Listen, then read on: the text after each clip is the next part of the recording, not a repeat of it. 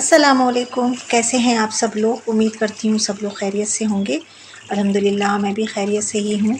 तो यहाँ पर ना दोपहर के खाने की मैं तैयारी कर रही थी। अच्छा वैसे अभी दोपहर का टाइम तो नहीं हुआ था, अभी लंच से ही ब्रेकफास्ट से ही निपटे थे। तो मैंने सोचा कि चलें, ब्रेकफास्ट से तो निमट चुके हैं, किचन को साफ़ सुथरा कर ही रही थी। तो मैंने सोचा कि आज दोपहर को लंच में क्या बनाऊँ मैं, ऐसा कि बड़ा ना बाज़ टाइम होता नहीं है दिमाग में एक हला चली सी होती है कि क्या बनाएं, कुछ समझ में नहीं आ रहा था। तो फिर मेरे दिमाग ने यही काम करा कि आलू के आज जो है ना पराठे बना लिए जाएं। तो मैंने यही सोचा कि चले, मैं इधर काम भी करती रहूँगी, इधर मैं आलू जो है ना बॉईल करने के लिए रख देती हूँ और इधर मैं अपने काम जो है वो समेट लेती हूँ।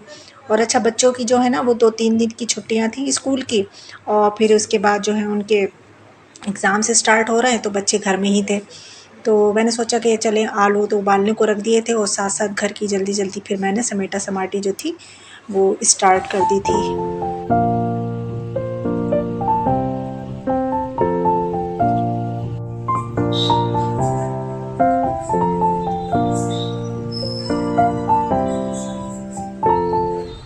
लिविंग एरिया को वाइंड अप करा, तो फिर ये थोड़े बहुत मेरे इंडोर प्लांट्स हैं, आप लोग देखते ही होंगे। तो इसमें ना मैं रोज़ तो पानी नहीं डालती हूँ, लेकिन 2-3 दिन में पानी डाल ही देती हूँ जब मुझे ऐसा लगता है कि इनकी मिट्टी ड्राई हो गई है। तो मैंने इसमें थोड़ा सा बस पानी डाला था और जैसे ही मैं पानी डालती हूँ बस इसमें से पानी निकलना स्टार्ट हो जाता है।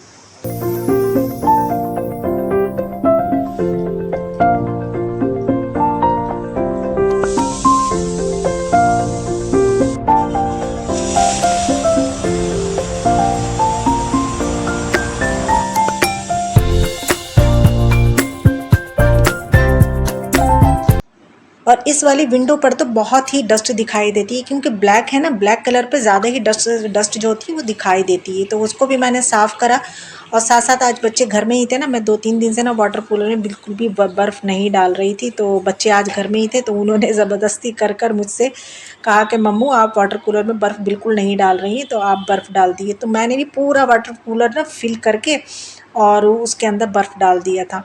तो मतलब बहुत ज़्यादा तेज़ वाला ठंडा नहीं होगा। तो यहाँ पर ये देखिए स्टोर रूम में यहाँ पर बच्चों की मैं ये ना बुक्स वगैरह रख देती हूँ। तो उनके एग्ज़ाम्स चल रहे हैं, तो जिस चीज़ की ज़रूरत थी बस वो खींच खाच कर ले जाते हैं और उसको ठीक नहीं करते हैं। खैर फ़िलहाल मैं भी इसको बिल्कुल प्रॉपर तरीक़े से ठीक नहीं कर रही हूँ, क्योंकि अभी एग्ज़ाम्स चल रहे हैं ना इन लोगों के। तो ये यही करेंगे, इधर मैं ठीक करूँगी, इधर ये फिर ऐसे ही कर देंगे। तो मैंने सोचा कि पहले इनके एग्ज़ाम्स हो जाएँ पूरे फाइनल, फिर मैं एक साथ बिल्कुल सही सुध कर तो यहाँ पर सारे कामों से निमटने के बाद फिर से आ गई थी मैं किचन में, क्योंकि आलू तो मैंने सुबह ही बॉईल कर लिए थे, लेकिन खोल कर नहीं देखा था खैर कुकर को। इतना मुझे आइडिया था कि आलू जो थे वो गल चुके थे। तो फ़िलहाल मैं आई किचन में, तो मैंने कुकर खोला तो आलू गल चुके थे। तो आलू को निकाल लेंगे एक कूंडे में। अच्छा आलू ना काफ़ी बड़े बड़े थे, तो मैंने इसके 2-2 पीस कर लिए थे। अगर काफ़ी वो बड़े बड़े आलू मैं ऐसे डाल देती ना, तो काफ़ी टाइम लगता है उसको बॉईल होने में। तो इसकी वजह से मैंने उनके 2-2 पीस कर लिए थे, तो आसानी से जल्दी से गल गए थे वो। तो आलू को छीलने के बाद फिर मैंने उनको मैशर से मैश कर लिया था खूब अच्छे से बारीक करके।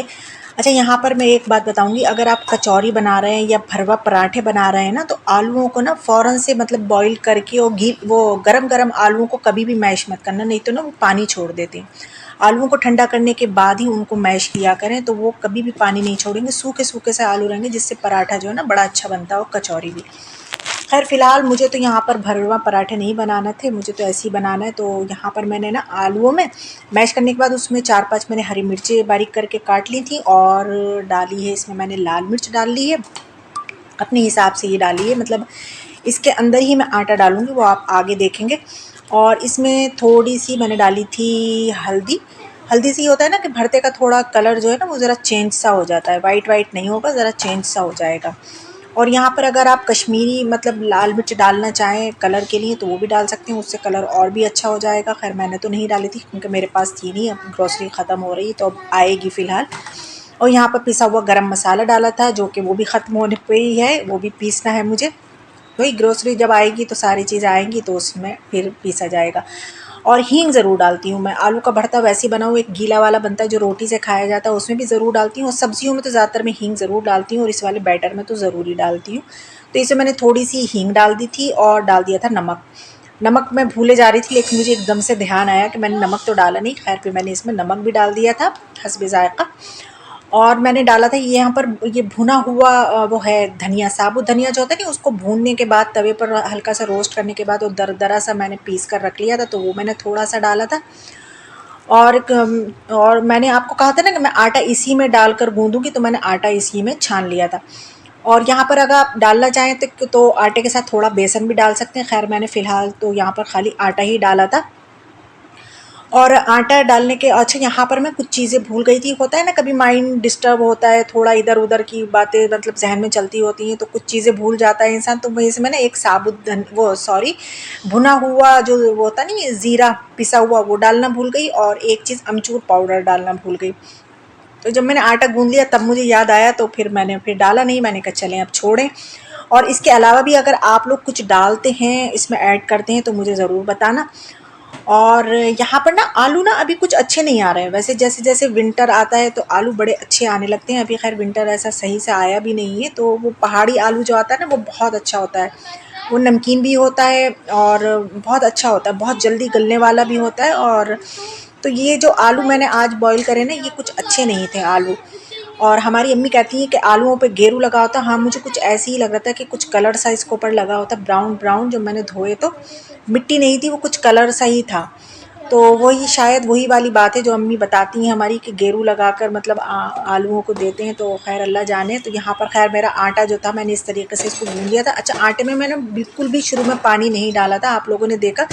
बस एंड में इसको खूब अच्छे से मैंने जब पूरा अच्छा सा इसको मिक्स कर लिया था ना, तो जब मुझे ज़रूरत पड़ी तो फिर आखिर में मैंने थोड़ा सा पानी डालकर बस इसको मैंने मतलब गूँधा था।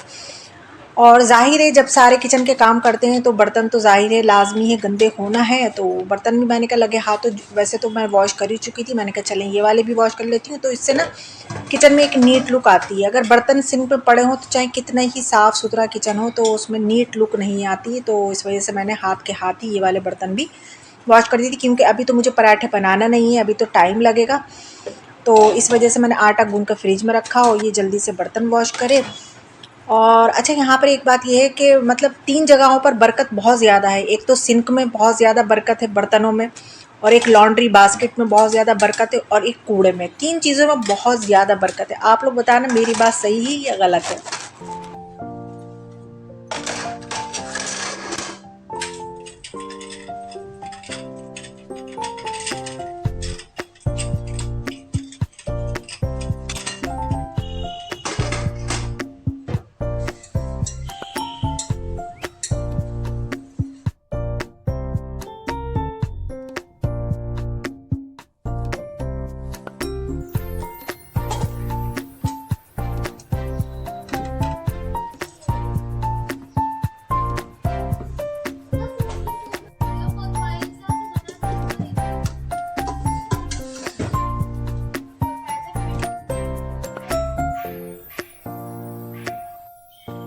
बस भाई अब टाइम आ चुका है कि इन कूलर को पैक करो और रख दो।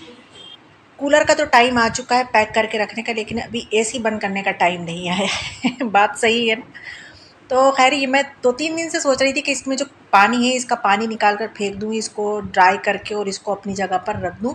तो आज मैंने सोचा कि चले आज ये काम भी कर ही लेती हूँ। तो नहाने से पहले मैंने सबसे पहले ये कूलर को अच्छे से इसका सारा पानी निकाला, इसको मैंने मतलब साफ़ कर लिया अंदर से, और बस इसको खोल कर इस तरीके से रख दूँगी कि बाहर से विंडो की भी हवा आएगी तो उससे ये अंदर से ड्राई हो जाएगा, और ऊपर फ़ैन चलेगा तो उसकी भी हवा से ये अंदर से बिल्कुल ड्राई हो जाएगा, क्योंकि अंदर से थोड़ा गीला-गीला सा है ना, क्योंकि पानी निकाला है इसमें से। तो जब ये ड्राई हो जाएगा तो इसको मैं कपड़े से लपेट कर, चादर से लपेट कर स्टोर रूम में रख दूँगी। और साथ-साथ मैंने पूरे घर के अपने डोरमेट भी चेंज करे थे, तो साथ-साथ वो भी मैंने कहा लगे हाथ तो इनको भी वॉश कर लेती हूँ। मैं वॉशिंग मशीन में नहीं डालती हूँ, इसी तरीके हाथ से ही धोती हूँ। क्योंकि उसके बाद मुझे लेना था शावर, तो शावर लेने से पहले यही होता है कि जो गीले होने के काम है ना, ये निपटा लिए जाएँ। तो बस यहाँ पर अब मैं सारे डोरमेट वॉश कर लूँगी, फिर उसके बाद ले लूँगी मैं शावर।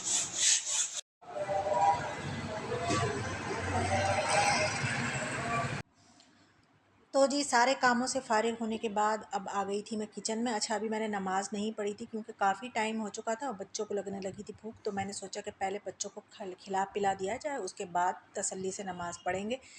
तो यहाँ किचन में आकर मैंने फ्रिज में से निकाला आटा, और अच्छा मतलब मैं रोटी भी बनाती हूँ ना, तो सारे पेड़े एक साथ ही बना कर रख देती हूँ, नहीं एक एक दो दो पेड़े बनाती जाऊँ रोटी बनाती जाऊँ, नहीं मैं सारे ही पेड़े बना लेती हूँ। तो यहाँ पर मैंने पराठों के लिए भी सारे ही पेड़े बना लिए थे। मैंने ये सोचा था कि अगर बचेंगे तो बच्चे फिर शाम में खा लेंगे, क्योंकि बच्चों को तो बहुत पसंद है आलू के पराठे। तो मैंने सारे पेड़े बना लिए थे। और अच्छा आप में से कौन-कौन इस तरीके से बनाता है पराठे, मुझे ज़रूर बताना। अच्छा मैं खाली आलू के ही नहीं, मैं किसी और भी सालन की इस तरीके से बना लेती हूँ, जैसे जो दाल बच गई या कोई सब्ज़ी है वो बच गई, जैसे गोभी वग़ैरह होती है या कोई ऐसा सालन है जो अब यूज़ में नहीं आ रहा है वो, तो उसको मतलब वेस्ट होने से अच्छा है कि उसको इस तरीके से आटे के साथ गूँध लें, नमक मिर्च डालकर उसको आटे के साथ गूँध लें और उसके पराठे बना लें। क्या मज़े के पराठे बनते हैं। मतलब उसमें एक्स्ट्रा नमक मिर्च डालना पड़ता है, क्योंकि आटा डलेगा तो नमक मिर्च ज़ाहिर है कम हो जाएगा। और फिर उसको पराठे बनाएँ, अपने आप भी खाएँ, बच्चों को भी खिलाएँ, और वेस्ट होने से ये बच जाएगा वो सालन। ठीक है, तो यहाँ पर अब मैं ना पराठों की तैयारी करने लगी थी। मैं जो है ना ये आलू के पराठे हों या बेसन के पराठे हों या किसी भी तरीके के पराठे होते हैं ना, मस्टर्ड ऑयल में ही बनाती हूँ। हाँ, सुबह को जो बच्चों को मैं बनाकर देती हूँ या लंच में बनाकर देती हूँ, जो नॉर्मल से पराठे होते हैं प्लेन, वो देसी घी में बनाती हूँ। लेकिन ये वाले पराठे हुए तो इनको मैं मस्टर्ड ऑयल में ही बनाती हूँ। हाँ, ऊपर से अगर हम लगाकर खाना चाहें देसी घी या मक्खन, तो वो लगाकर खा सकते हैं, लेकिन फ्राई जो है वो मैं मस्टर्ड ऑयल में ही करती हूँ। तो यहाँ पर मैं बनाती जा रही थी और बच्चों को देती जा रही थी। सबसे पहले मैंने बेटे को दिए, क्योंकि छोटे से मैंने शुरुआत करी। सबसे पहले मैंने बेटे को दिए और अब बारी आएगी बेटी की, तो अब बेटी को बना कर दूँगी।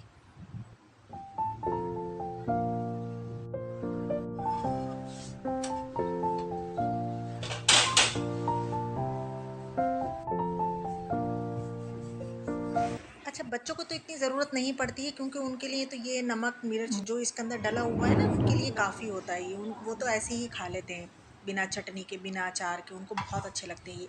लेकिन हाँ, हम बड़े लोग जब खाते हैं, मैं और मेरे हस्बैंड, तो हाँ हम लोगों को अलग से एक्स्ट्रा मतलब चीज़ें चाहिए होती हैं। और मैं यहाँ पराठे बना ही रही थी, तो मेरे बेटे ने आके मुझे इन्फॉर्मेशन दी कि मम्मू बादल आ गए खूब ढेर सारे और बारिश होने लगी।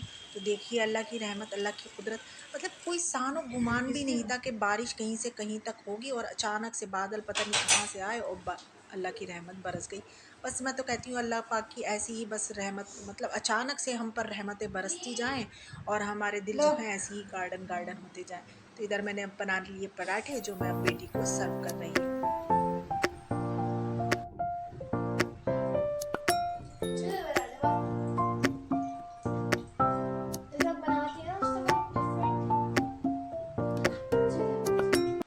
हाँ, तो मैं बात कर रही थी कि हम किस चीज़ से खाते हैं, तो हम खाते हैं लहसुन की जो पीली मिर्च की चटनी नहीं बनती है, उस वो वाली चटनी होती है, और आम का अचार लेते हैं।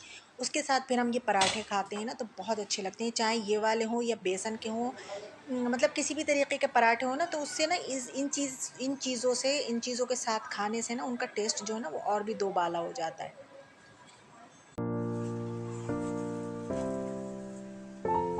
Very nice.